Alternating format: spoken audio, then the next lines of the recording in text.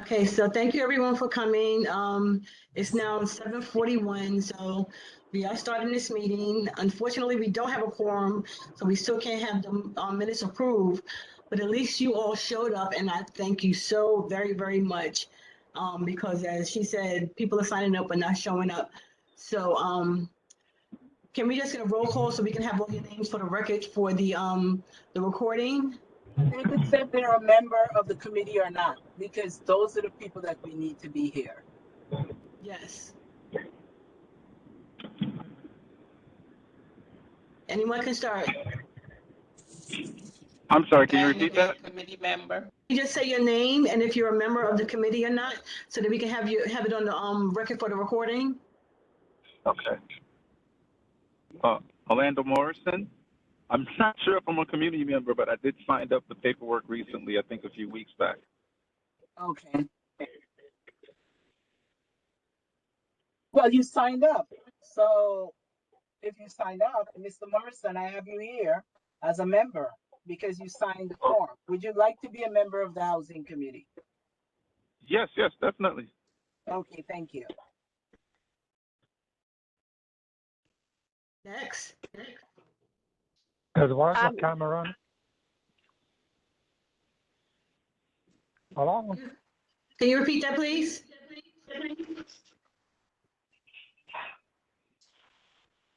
Mr. Cameron. Eduardo Cameron. Okay, A committee member.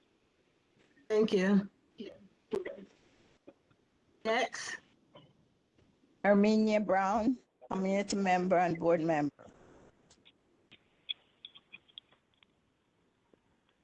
Mara Busby, board member.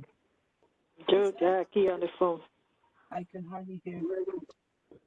Can you repeat that, please? On the phone, Judy Aki. Oh, Miss Aki. Okay. Next.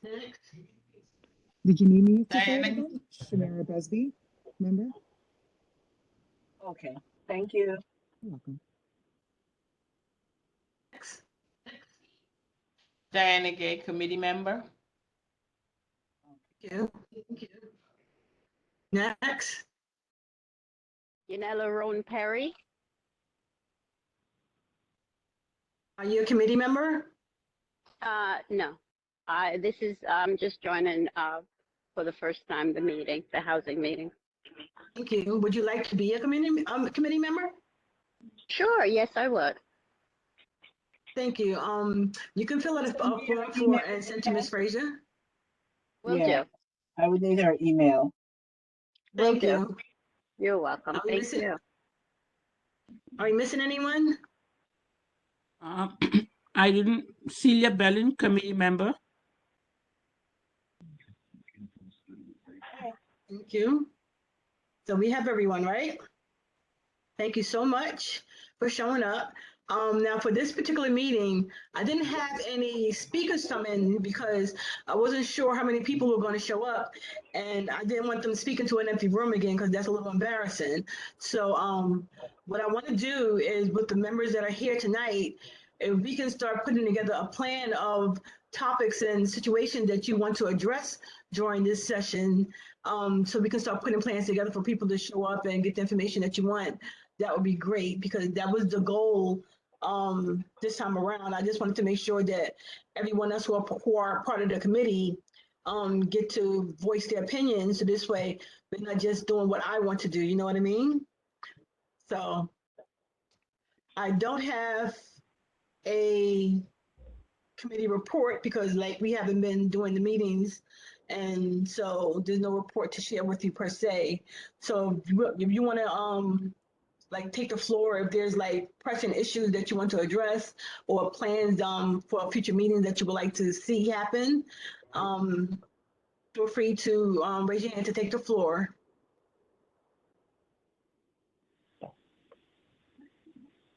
Anybody? Ms. Well, I'm on the phone. Oh yeah, you're on the, oh my God. Well, you can speak up as well. I'm so sorry. So let's hear from Ms. Berlin next, and then you can be after Ms. Berlin. Yes, one of the things I'd like um, the committee to address is to find out all these new buildings, apartment buildings that have gone up in the community, how many of the people living in this community actually got into any of those apartments, or is it all the people who have moved into these apartments are from outside of the community, and are they really sticking to the 30% guidelines that 30% of these apartments should go to medium to low income people? That's a good idea. I'm not sure exactly how we can find out, but Ms. Frazier can help me with that. I'll put it on the list of things we can do. Thank you so much. Most of those buildings are privately owned. Oh, they're not. Most of the buildings are privately owned, and they So if they got again tax credits for doing low income housing, shouldn't they have a public like record of if they giving it to them or not? if you could afford to rent, you get an apartment. But didn't some of these developers get I am not aware of if concessions from low the city? income. No, I am not aware of that, and we have not. By law, they notify us when a building is being demolished. That's it, and they advertise when they have apartments to rent. So there's no way we can find out But if they're didn't some of sticking these to the. developers come to the community board when they were going to be putting up these structures in the community? They come to the board if it's a ULURP, if they have a ULURP application, you have to change the zoning. That's the only time the board have an opportunity to vote on an application or a building that's going up in the community. It requires a change in the zoning law.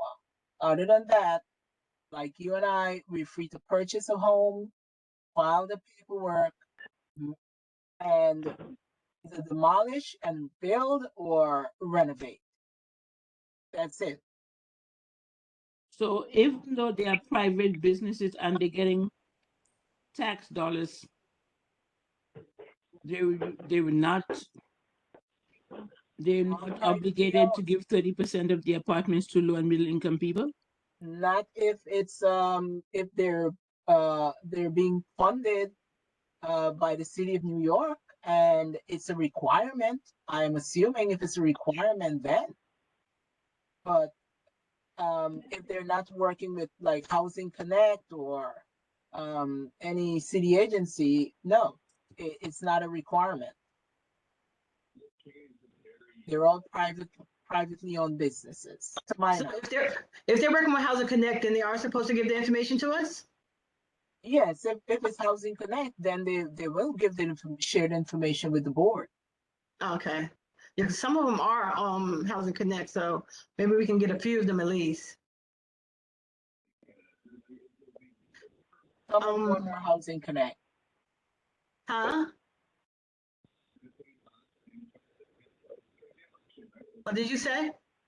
No, you're saying that some of the buildings that are going up in the community are being. Yeah, there were. Some of them are Housing Connect. You can tell because when you walk by the site, they have the Housing Connect information on the side for like how you can apply to get into them, and they're on the side of the building if they're for Housing Connect.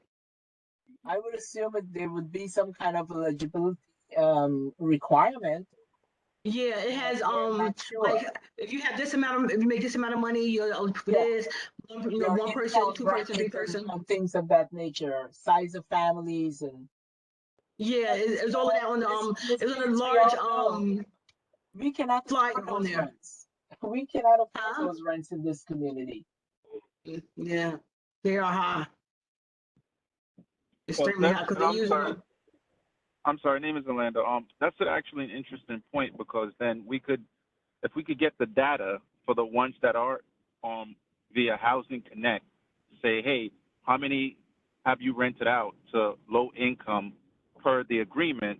And then based on that developer, then we could maybe build some sort of relationship like that specific developer, saying, hey, you know what, these guys are good developers and the other, you know, am I making sense? I don't know how it works. So, but that does make sense if we could get data as to see which one of the developers from Housing Connect are actually renting out to low income individuals. Okay. Samima, you had your hand up next.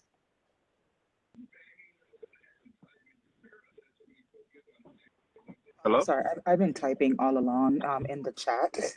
And I noticed that it's coming up in conversation. So I was just making some suggestions in the comment. Okay. Mr. Lewis? Yeah. So what we have to recognize is that what is low income? What is medium income? What are their metrics or their rubrics for that, right? And how does that play in our community?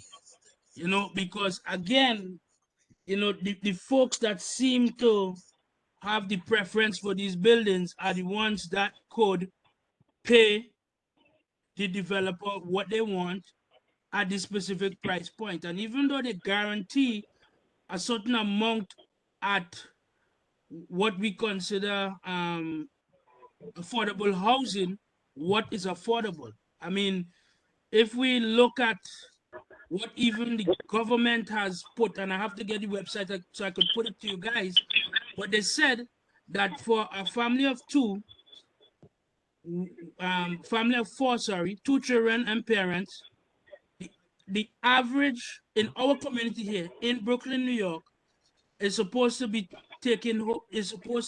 getting a salary about $134,000, doing all the basic necessities, no fringe. It doesn't add another vehicle or anything like that.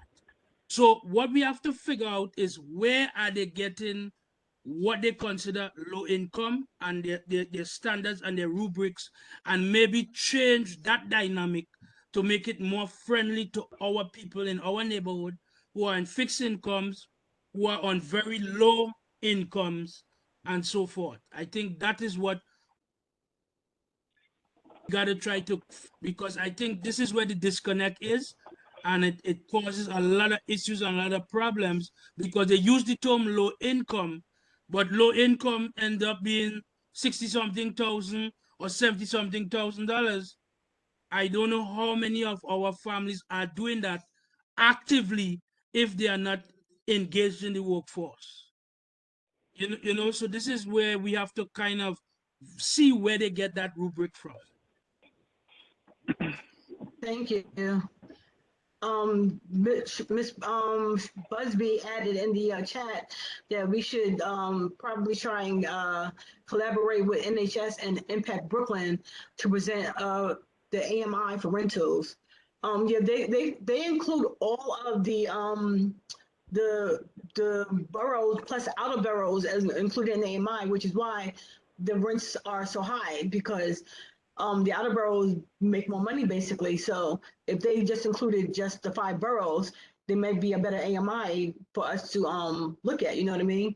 I believe they have legislature on the floor trying to reduce the amount of boroughs that they count the AMI for. So I'm waiting to see how that goes.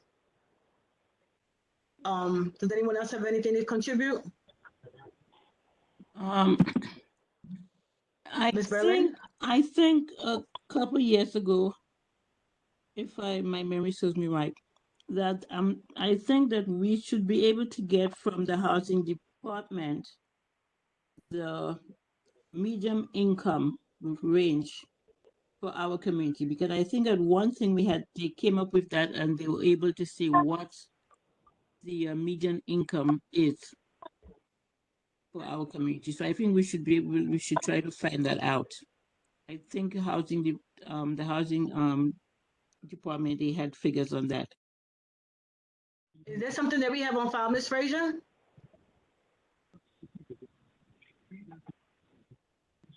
Hello. Yeah. We would What is we it would you're need to get. asking me if I have one on file? Hello? She was asking whether we have on file from the housing department what the medium income or income is for our community. Because I was saying that I I remember. don't, but it's information that can be Yes, so, researched. right. We could need current updated information, current information. 'Cause I think that Okay. there's I attached statistics the on that. link. Yeah, I attached the link in the chat from the last census that was taken, and it's at about $60,000, $61,000.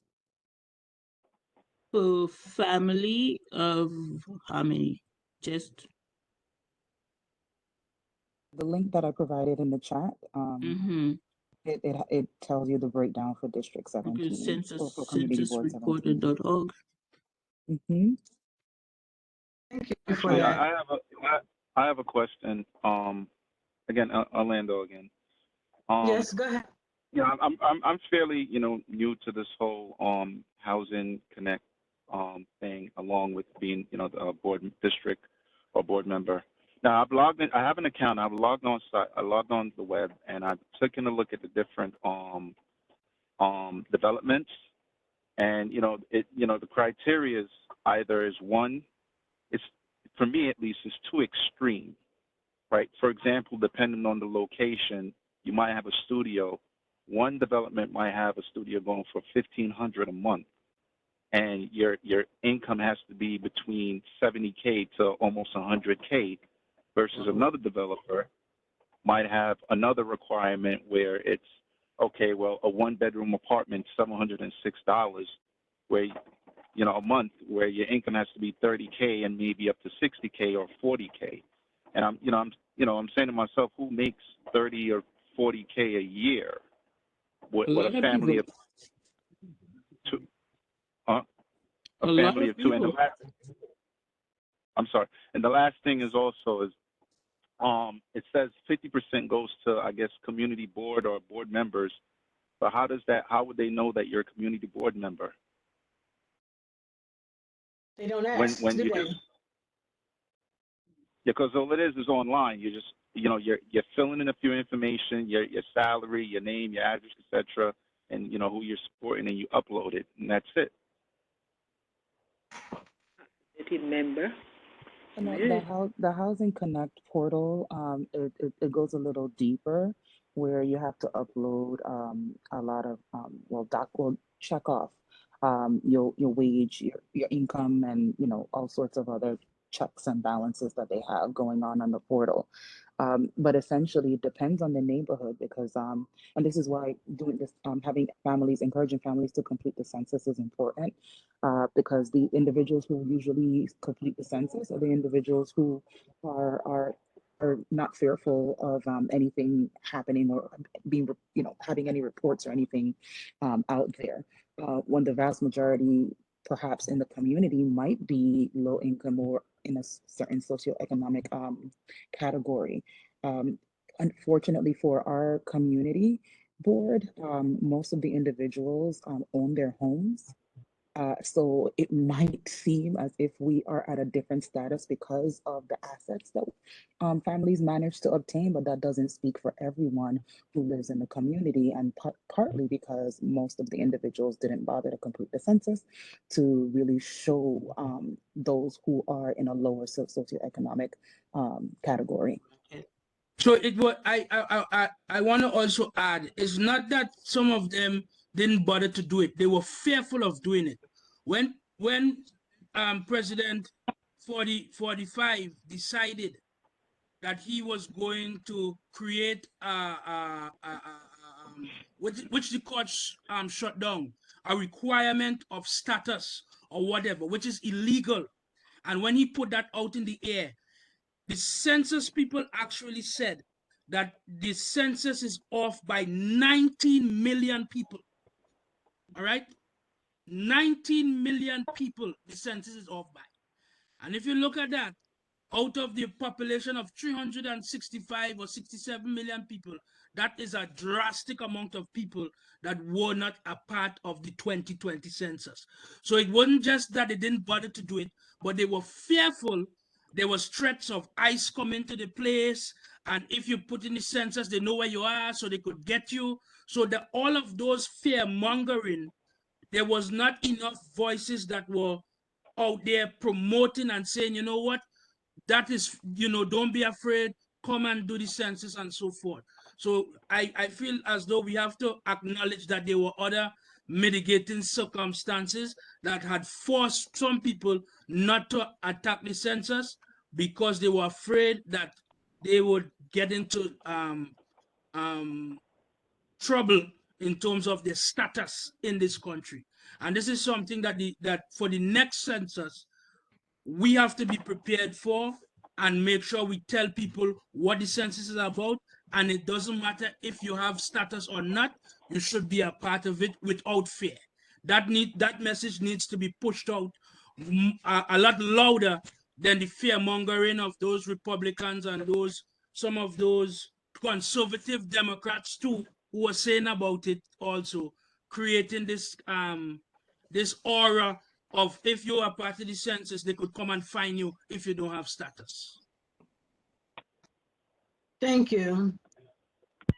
I see your hand risen, Ms. Busby. You want to speak? I'm sorry, no, no. Ms. Balin, your hand is risen. You want to speak? I think I lost my train of thought. Okay, well, all right. I mean, if all these new construction is taking place in the community, all these buildings are going up. For instance, right in the back there, I'm not sure, it's Brookdale, East 98th Street. Does that cover our board? East 98th and like Church Avenue and going by Brookdale Hospital on Rockaway there. That's in our district. It's part of our district? Yes, it is. Okay, so they put these two huge buildings that just went up there. And I'm wondering how many people in the community are able to move into these apartments. So how is it all these buildings are going up, and are we saying that the community board has no say, whether they be private companies that coming into the community and building these apartments, and we keep talking about housing shortages and how we need housing, and the people that living in our community not able to get into these apartments. I think, I mean, something should be done about that, because you have families living double up, and if they're going to come into the community and put up all these humongous buildings of all these apartments, why shouldn't our people in our community be able to rent some of these apartments at a reasonable rent? Sure, and it's something we should look into. So- Mr. Lewis, you have your hand risen? Yeah, so I could answer partially to that as to what Miss Celia is speaking about. Now, Okay. Miss Celia, what ends up happening? There was we know already there was a mandate by starting from the time of the two mayors before, Bloomberg, and then with de Blasio, they pushed for affordable housing. And through the state, as well as the city, monies were allotted to these developers who don't look like us, who particularly don't really care about us. So number one, what we have to look at is looking at developers who look like us to at least put themselves in the table to look at these projects. All of these projects that you see coming up, they are considered private to a point. But once they have a little allotment for affordable housing, they get a whole set of city money and state money that sometimes we are not aware of, or we're not in control of, or there is an NDA agreement that is signed. So they cannot, it is not made public as to how these developers get what they get. So that's one part. Another part is that, again, once it's private now, the developer does not have the necessary push to hire people to build that are in the community also. You see, if you have that relationship with the developer, you could then kind of dictate or ask the developer as to, okay, we're building this up. How can we influence that? If you are not in the discussions in terms of when the building is being designed, or in front in terms of having the politicians push to have the community a part of, most of these developers will do what they do, and it again is part of sometimes the bad part of politics is that sometimes they're not aware of where they're taking money from, and they tend to have to just go with the flow once they take money from these developers to do whatever. And if you question the politician about it, the politician will just say, well, they're providing affordable housing. What does that mean? So I think this is Yeah, but for who? For who? Well, right, exactly. For who? So this is why, in particular, we have to look at from the beginning who the developer is. Are they friendly to Black and brown people? Is the developer a Black and brown person? Number one. Number two, what they look like in terms of their hiring practice for the people that are actually getting the jobs.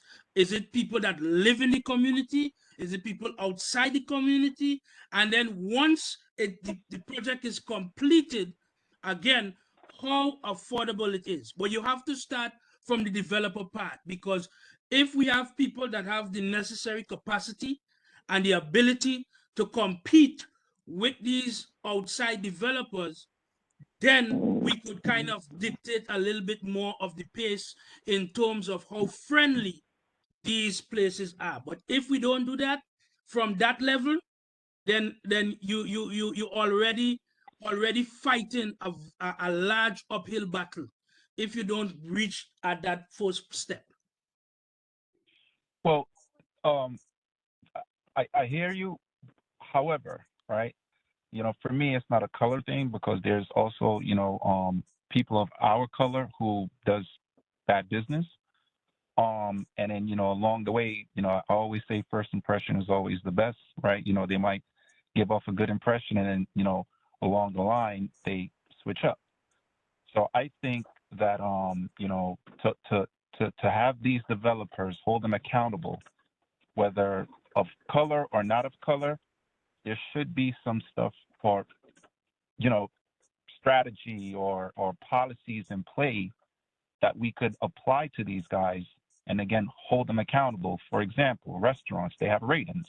If you have an A rating, you're good. If you go below that, obviously, you got to get it corrected, or else you get closed down. Something like that needs to be in play for these guys, because it's a continuous thing. I mean, it's been going on for years.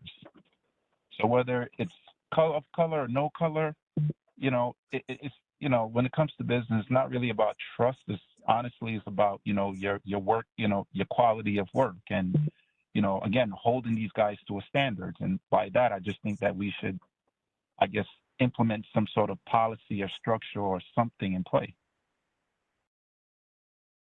Like the lady was suggesting, hey, how do we get the numbers of how many people they've actually rented out to affordable, individuals? We don't have those numbers, so we can't go in with nothing. We don't know if they're actually renting out. We don't know. Okay, well, hey, you rent it out. What happens after if a person miss a payment? Like, what do they do with them? Again, like I said, I'm sorry. Yeah. Again, we need, I think what we need to do is find out how to go about getting a survey of all the new buildings that went up in the community, so we know exactly how many apartments that are out there, and how many people within the neighborhood, the community, were able to, who have the means and who could have rented out some of these apartments. And I believe I read somewhere that even though it's a private developer, there is some clause, something in the city where they're supposed to have at least some of these apartments for low to middle income people. Other than I don't know too much about the Housing Connect thing. I haven't done my research on that. But I just think because once all these developments go up and these people start moving in, it's not just moving in, it's what's coming with them, the demands they're going to start making. Certain things going to be positive and certain things going to be negative. We are predominantly a Caribbean-based community. These people are coming in here, they don't understand the culture. They're ready to call the police for somebody playing their music loud. They're ready to call the police if a few guys are hanging out, playing their dominoes and they get a little loud.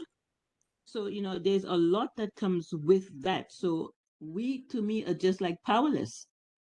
We pay taxes. We are entitled to have certain rights and certain benefits too. But we cannot just sit by and just have all these, whether private or not private, developments encroaching, coming into the community, and we have no say. So one of the things I believe is that if you have numbers, you can say, okay, this building on Linden has 34 apartments. Out of that 34 apartments, there isn't one person within a certain radius who was, was crowded up in a two-family, in a two-bedroom apartment, who was now able to get one of these apartments. Why is that? Do you understand what I'm trying to say?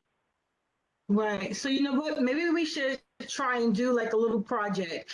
Maybe we should first try and get a count of all of the buildings that are going up or have already been put up within the last couple of years and see who they're owned by. Once we make a list of all of those, then maybe we can divide the list and search the information, the ones that we are allowed to have the information to find out which buildings are supposed to have low income housing set aside, and the ones who are not complying, we can find out from our elected officials what's the next step that we can do to make sure they do comply. What do you think about that? Good idea. And I think that we should be able to get a list from the city because these people have to apply for permits. So there should be a record in whatever different agency in the city because they have to apply for licenses, they have to apply for permits.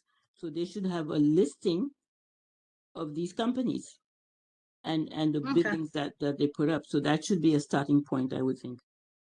Yeah, that's a good idea. Ms. Perry, you have your hand up?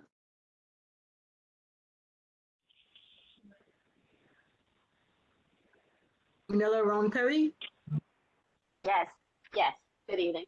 I'm on Community Board 9, and I'm on the Housing Committee as well. And the point of the matter is that our seem to be under an expansion and fast track housing building that everybody all of a sudden, because our end of the district, I'm in like we're a development in on Utica. It borders Rutland Harris Silver Housing. It's a Michelama Corp that borders Midwood Street, go down to Schenectady, come up Rutland. We're across from Kingsbrook Jewish. And as you are aware, Kingsbrook Jewish is now, there's going to be affordable housing as well, mainly for seniors, I'm told, and that also they'll be keeping, I think, special needs kids, and they're trying to get the PACE program up, but originally the building should have been about 5 stories with an underground garage. My understanding now it's going to go higher.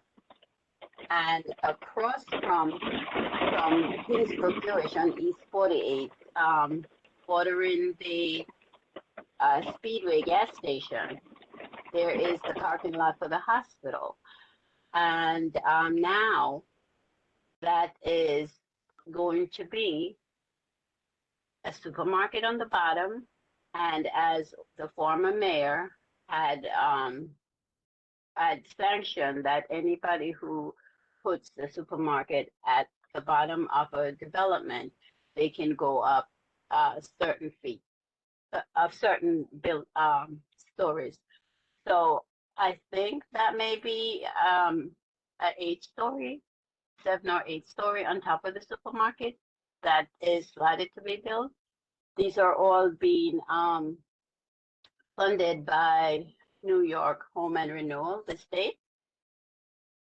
This was part of the Vital Brooklyn that the former Assemblywoman Dana Richardson had worked with the former Governor Cuomo in trying to get affordable housing in the 43rd.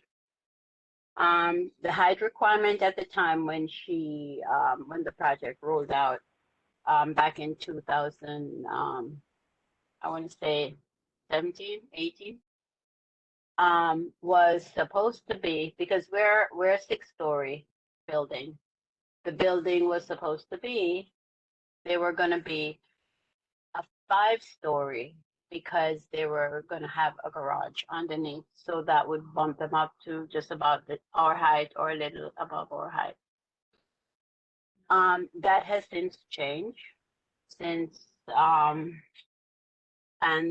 we've had a new change of the guards because our new assembly person now, which we're trying to get on board, is we're trying to see how best we can limit the height limit for the shadowing, you know, the environmental issues that comes with it.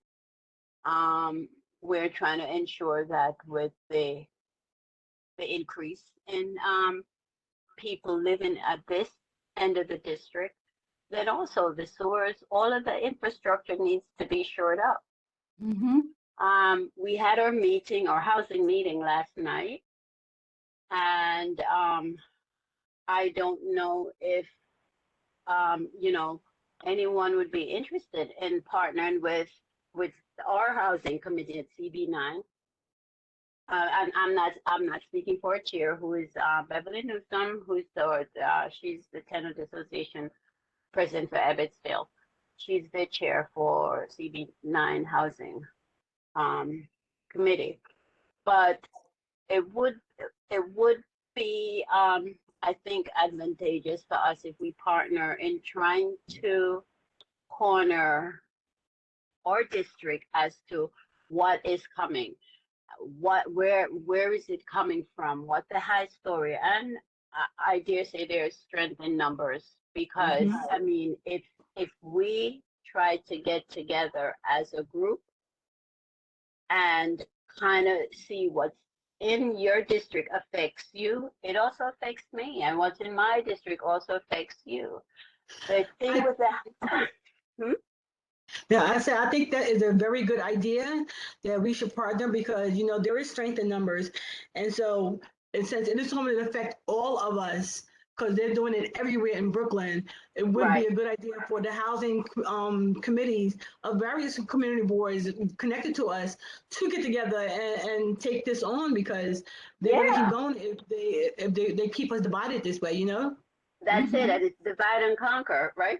So I think that it would be a good idea. Originally, when Vital Brooklyn came out, we worked with the advisory board. They had an advisory board that in the community that's trying to see what was supposed to be coming in over by Kingsbrook. I was a part of that because of our development, and we have a lot of seniors here as well. So it would be good if we can all at some point get on the same page, because it is just a widespread issue throughout Brooklyn. And the Housing Connect, there is, as you know, Housing Connect, you could be in Appalachia and apply for the Housing Connect, and you win the lottery, you're up in Brooklyn. So it's not only for us. Anybody can apply to the lottery. Goodness. We did at some point CV9, the Armory as well, on the advisory committee for the Bedford Armory, and the chair for the housing committee on the Armory. So the issue is that for the lottery, we can get our people ready. You know, there's a lottery coming up. This is what you need to prepare. This is how, these are the documents you're going to need. This is what your credit score needs to be. This is what you need to get it there. You know, certain things that we can prepare our people in that respect to say, well, give them a fighting chance to get ahead in the lottery. So there's things that we can all, as a community, a joining community, work together for the greater good for our people. Because other people are working together for their people. So now I think it's time we really decide that we're going to put our best foot forward and try to work amongst ourselves and try to see how we can get, move forward. Thank you so much. Mr. Lewis, you have your hand up? Yeah, so the contact, I don't know if anybody was aware, but in the last 2 meetings with the educational committee as well as the land use, there was a gentleman that was sent out by Farrell Lewis office to discuss certain things. His name is, I think it's Daniel Lewis. I think Ms. Fields, you need to invite Daniel Lewis to come to the meeting, as well as reach out to Boshat, reach out to Kevin Parker, all the people that are in our thing, and in Community Board 9, same thing, and have them come and give a report on what's being done.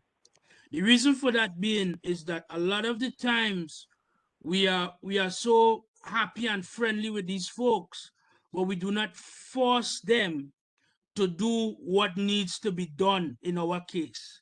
In the other neighborhoods, anytime they have an issue, they know every single political figure and they lean on them to the point where they have no choice. We don't do the same type of leaning. And this is where we have to get a little more aggressive and kind of push and ask them to come and keep bothering them until they come. Because a lot of the times, this thing that we see here and is happening now was in planning for 30 years, from 30 years ago. They were waiting to see the places that would open up.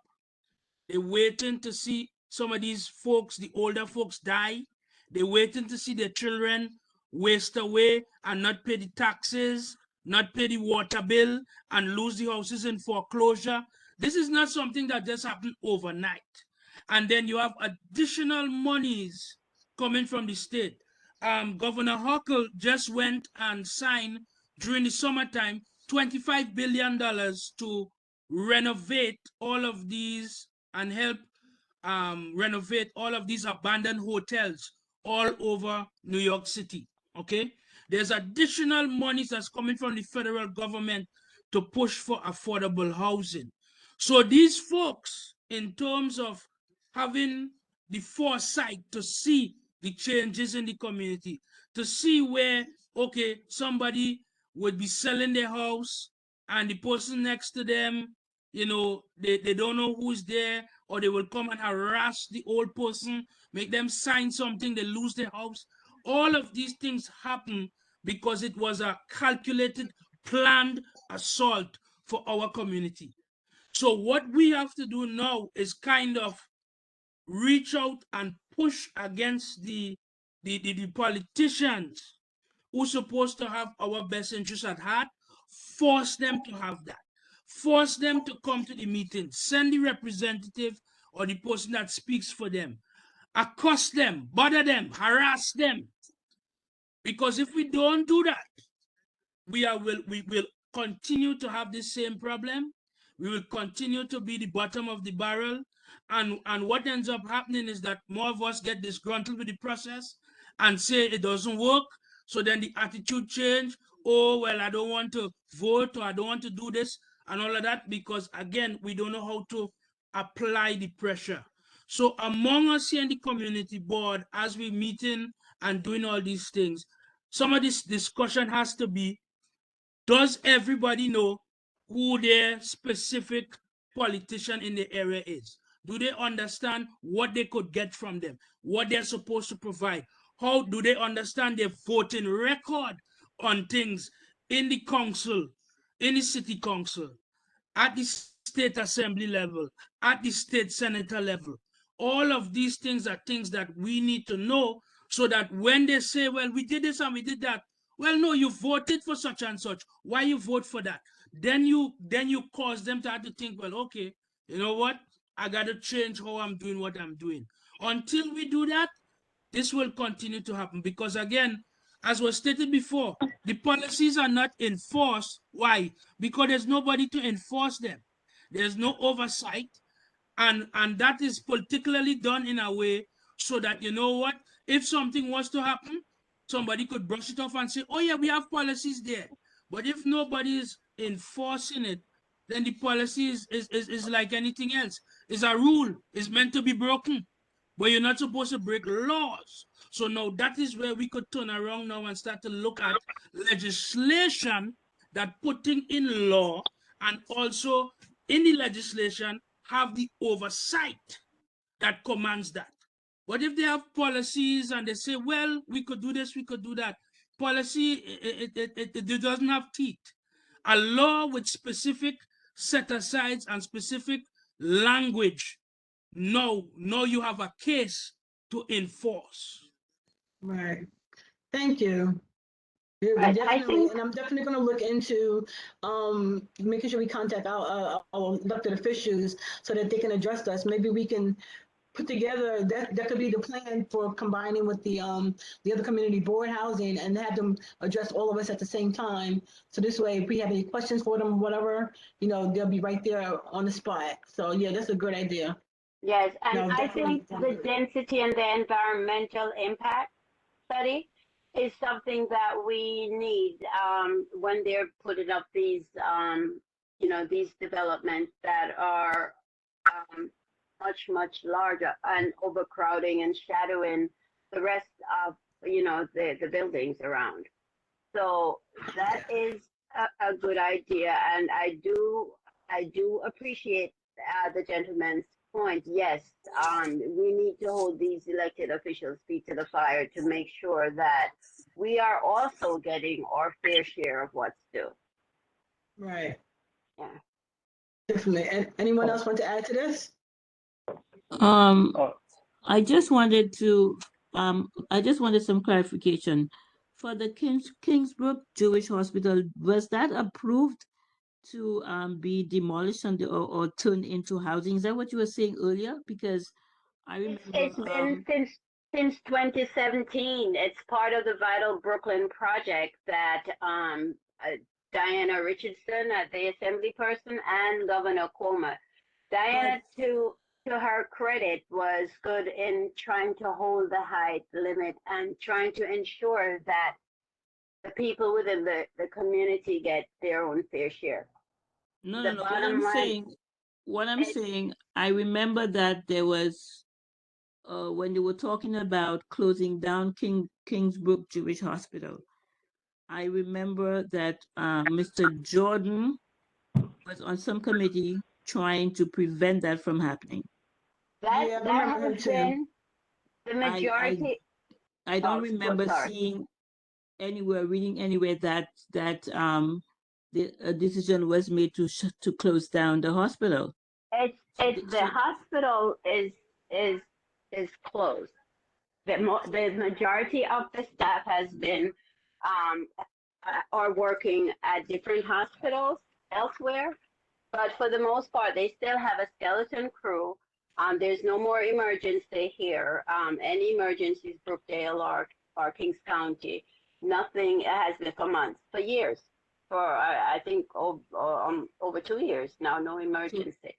What happened is that they are gonna keep one of the building. I think it's gonna be like a state-of-the-art special needs facility for children. That was the original plan that they had geared it for. The majority of residents that they are gonna do is to bill for, it's about 266 apartments in 3 buildings, right, with affordable units for, I guess, a wide range of income levels, as well as supportive housing as usual, and services for vulnerable seniors and veterans. So I do believe at one point Catholic Charities was supposed to be running that piece with the social services piece. But as far they have, they're also having a recreational space, outdoor exercise equipment, children's playground, grills, kitchen, things outside of the area. But that's all been, I think they do have a construction company already. So right now, things are moving ahead, but as I said, the majority of the staff there has been moved to other locations. Wow. And So that is good. That is going to be all private. That's not, no, it's that's, state funds. it's a state, it's okay. New So York it's not State Home and Renewal, okay, Homes so and Community Renewal, HCR, is divvying up the funds for that. And as part of the Vital Brooklyn project that Governor Cuomo had signed way back when. So yes, they so are we've lost all those hospital beds. So yes, now ma'am. Bluffdale and Kings County is going to be overburdened. Yes, ma'am. That's terrible. And we're not even sure what we're going to get out of it as a community. You know, our development is old. We have a lot of seniors here as well. This development was built in 1956 for Jewish veterans returning from the war. And over the years, it has changed hands.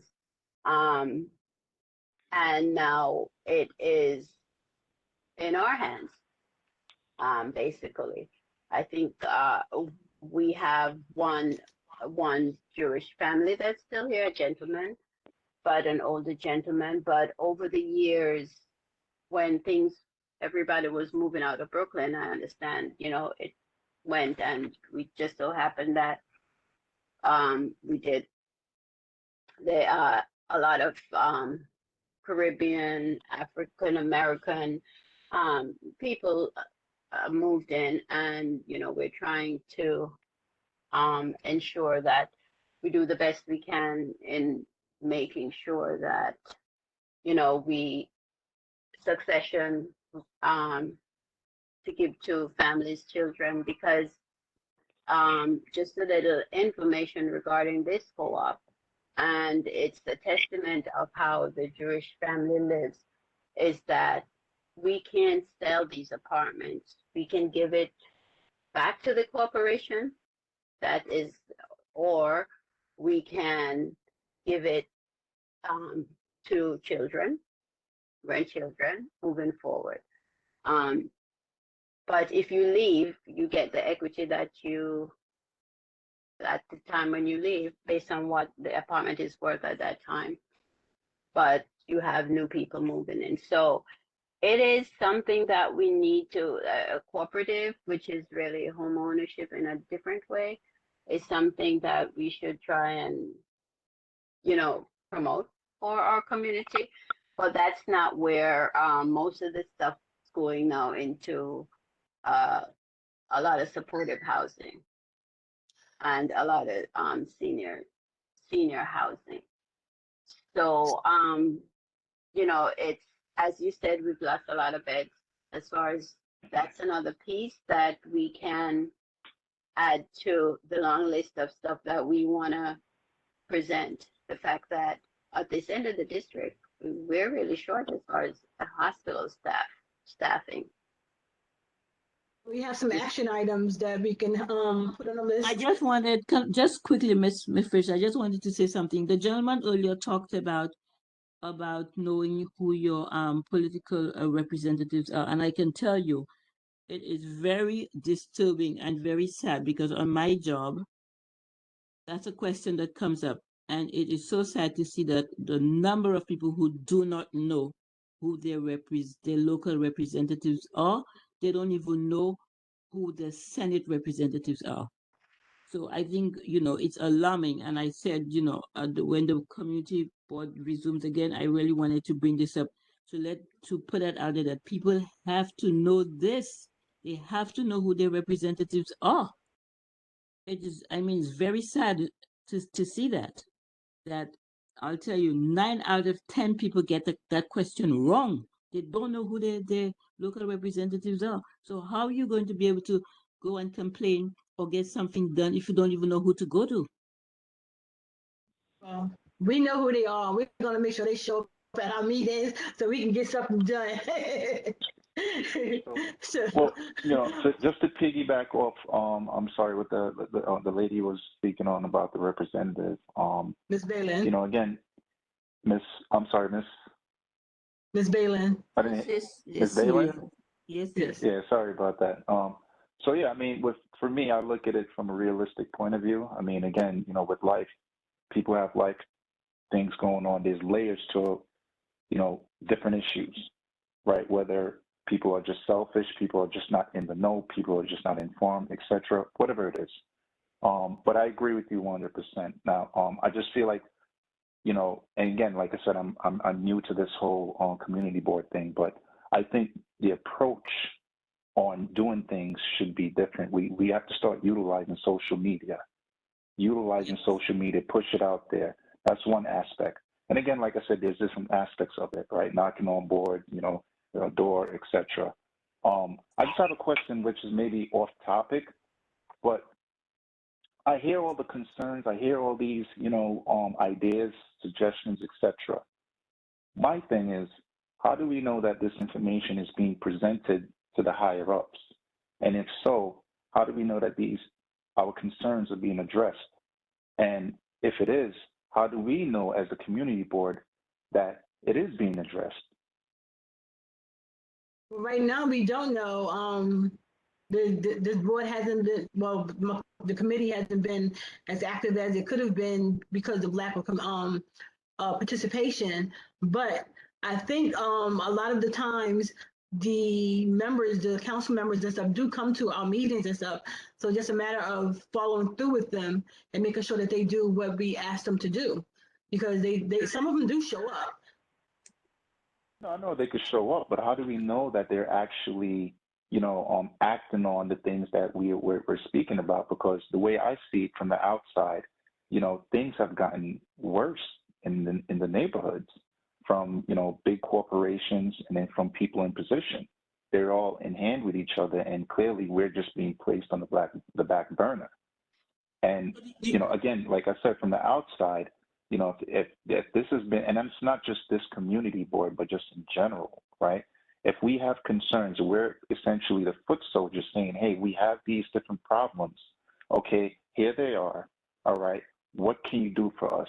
Where can we meet where, okay, hey, you know what, you may be able to address it? And I don't see a lot of, I just see that inflation is up. I see cost of living is up. The crime rate is up. So my thing is, okay, well, if these are the concerns, how do we know that they're being addressed? And how are we going to hold these guys accountable? So, we just need to start following through with our asks. Once we ask the questions for the assistance, we need to follow through instead of just assuming that it's going to be done. So I think that's where the problem is happening. We just make our asks, tell them what's wrong, and then we move on to the next thing, and we don't follow through to make sure that they taking care of it. So that's one of the things that we need to do now. So to answer that question, in the midterm elections for the city coming up, there are 4 referendums. I want everybody to make sure when they get their ballot, look through the entire ballot and look on the back for the 4 referendums. The first one of those referendums is talking about climate justice and climate equality, okay? Which is very important, which will dictate some of the measures and some of the things that are supposed to happen. The next 3 deal directly with in terms of equity and an oversight committee to look at the practices in terms of institutionalized racism in the economic sectors and so forth. It is vastly important that we vote for those things because those referendums are going to go to the city council. And I need the folks to say yes. There's a reason why I'm saying that. Is that now they finally, because again, in 2020, Bill de Blasio had a forum or a group of people that came together and brought these out to the public, and they're now coming out as referendums from since 2020, okay? So what I want you to do is look these referendums up. I'm going to try to put a link in the chat for the folks to look up exactly what these 4 referendums do. And in particular, this is how it's going to help to, if once it's passed, it's going to help to make that a specific oversight committee that is going to look at all of the things, including the laws, legislation, and different things that has been put in place and how to mitigate that. So again, pay attention to your ballot. Look on the back for the 4 referendums and vote yes, because all 4 directly affect our communities in terms of Black and brown people. And this is how, again, this is how you begin to hold them accountable. Because now, when the referendum goes up for a vote, if your specific person on the council did not vote for it, you could hold them for that, okay? But again, these things are happening now. And again, it's going to take some time to be implemented because we're waiting for the vote. But there is a little transition in terms of getting that. Again, like I said before, the only way you're going to actually get this through is forcing the politicians to put in legislation. And this referendum is going to help that. The 4 referendums So on the back. So how many votes is needed for that 4 referendums so to you push need through? the majority of the folks in New York City to vote. I think it just has to be a majority. I don't know the exact number or whatever it is, but all I tell people, the more people that vote for it, the easier it will pass. Less people vote for it, the pass. So I'm telling everybody, just answer yes to those referendums on the back. I remember every time you go to vote, sometimes you have a poll worker just tell you, make sure and check all your ballot, make sure and do all these things. These are the things that sometimes we miss from years ago that might have been able to help and change our situation. You know, paying simple attention to your ballot and seeing what is coming up in terms of these referendums and these things, because sometimes these things have so much importance that they will actually be voted on in your city council. Sometimes at the state level, it might be voted on in the state assembly and the state senate. So this is very important in terms of getting some of these changes that we're looking for, the tangible changes. Thank Okay. you so much. Well, that's the thing. That's the thing. That's the issue there for me. You know, again, I agree with you 100%. But a lot of these guys, when you use the word sometimes, and you know, the majority, like, you know, we have to get like a number, like be specific. Is it, do we need 100,000 votes? Do we need 50,000 votes? You know, etc. You know, those things are very, very important. You know, and that's why I think, again, from my perspective, where, you know, policies and understanding and knowing these things and pushing this information out to the public, right? If we want these changes, because again, it's all about numbers, right, and transparency, at least from my end, right? Because if we have the numbers and we're doing what we need to do, and we have transparency, meaning we're in line, we're in sync with these politicians. Again, we have these, concerns. Are they addressing these concerns, right? Yes or no, right? Transparency, and then we can hold them accountable. And then, more people will be more in tune with, hey, you know what? Wait a minute, these things aren't being corrected, right? Because again, like I said, we don't know if our concerns are being addressed by these guys in these high positions. We don't know. Precisely, yeah, that's true. Yeah. I think, and these are all good and valid points. I also think that in added to that is having the elected official, as was mentioned before, getting together. What would be good is if we could get them with the adjoining districts around us to make sure that at some point, at least we get the adjoining senator for our district. Mary is our senator for our district, and Brian Cunningham is our assembly person. Get all of them in a room together. Darlie Mealy's our council person as well. Can we, at some point, have sort of a forum where we get all our talking points together, our concerns, and then get them in a room, and then put the questions or ask to them as to and our concerns, and see at some point, then we can, try and hold them accountable. Yeah. So we have a lot of work ahead of us, and I think we can do it because our community is being overrun and we can't afford it. So, yeah, we have our task. I'm a tech guy, so I could definitely implement some tech stuff on the back end, like Reddit forums, and obviously, whoever is interested and on board, they could have a user account, and we could essentially be in sync with each other. And like you said, it's not just District 7, Community Board 17. It's everyone collectively.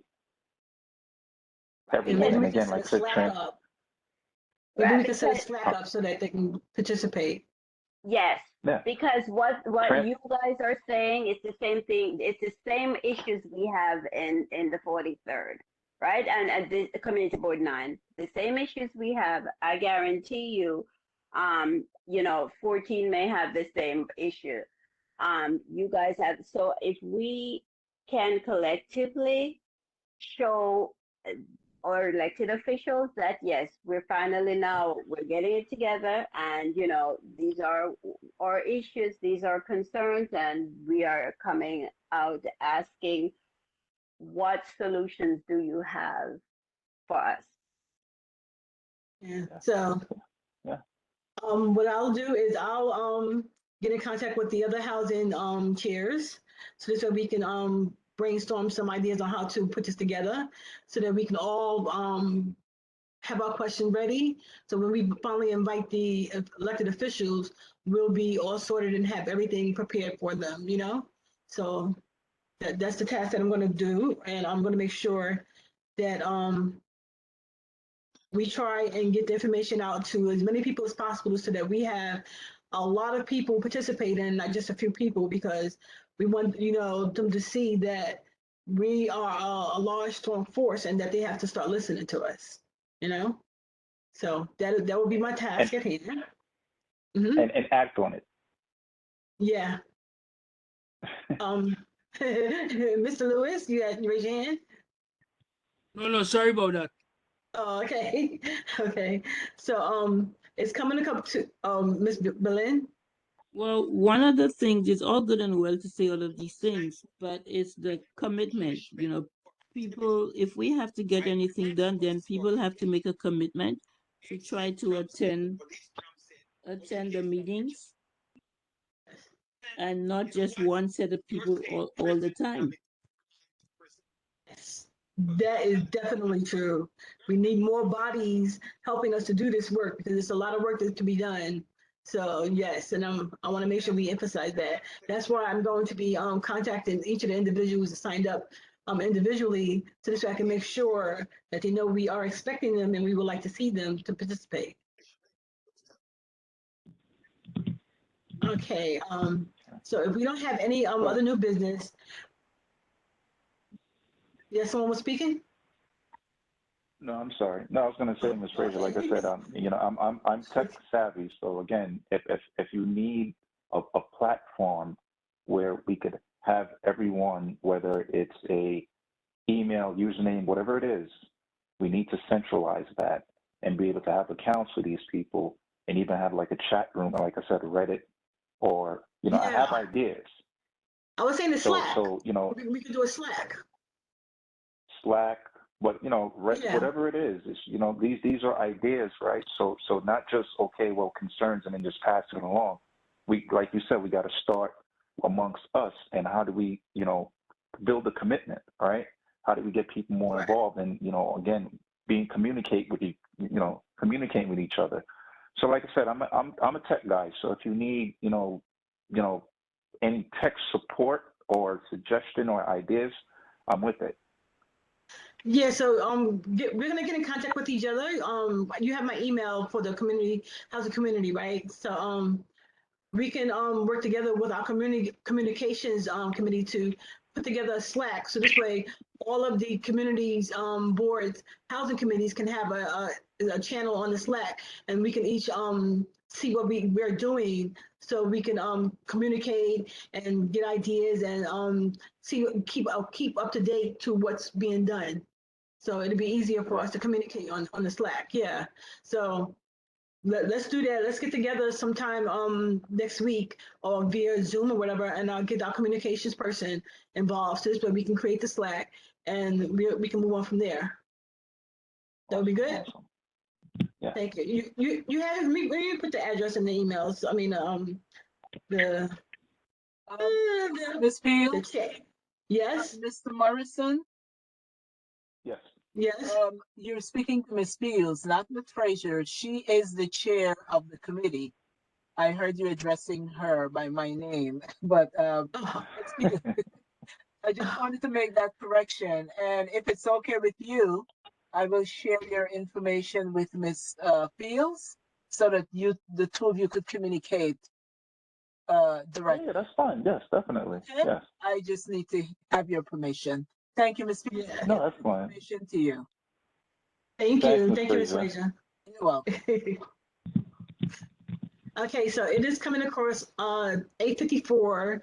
So we have our tasks that we're going to be doing, and I will keep everyone posted as to the progress of it all. And unless anyone has anything else they need to bring up, we can have someone make a motion to adjourn.